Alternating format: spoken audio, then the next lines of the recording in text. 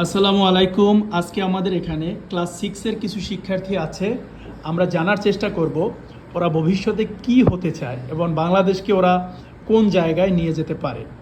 প্রথমত আমি তোমাকে দিয়ে শুরু করতে চাই। বলো, তুমি ভবিষ্যতে কি হতে চাও? ডাক্তার। ওকে, তো তুমি ডাক্তার হতে চাও কেন? সবাইকে সেবা দান করার জন্য। সবাইকে সেবা দিবা? ওকে ওকে, তুমি কি হতে চাও? ডক্টর। ডক্টর হতে চাও কেন?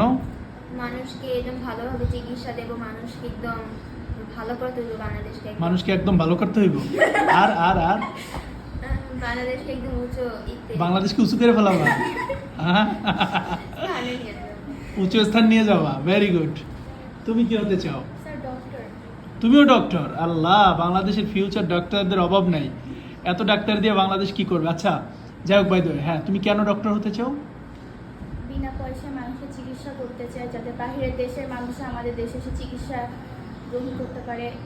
রাইট, বিনা পয়সায় চিকিৎসা দিবা, খুব ভালো ইনিশিয়েটিভ। গুড।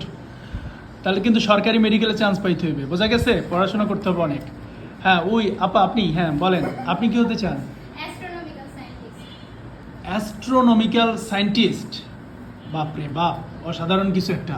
যাই হোক, বাইদে আপনি এটা কেন হইতে চান বলেন তো একটু আমাকে। তোমার অনেক ইন্টারেস্টিং লাগে। ভেরি গুড, একদিন তোমার কাছ থেকে ইন্টারেস্টিং মানে স্টোরি শুনবো। এরপরে তুমি, হ্যাঁ, তুমি কি হতে চাও?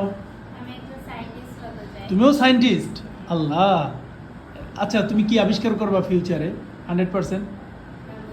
আবার বোমা টোমা আবিষ্কার করবে না? বাংলাদেশ আগাবে। Very good.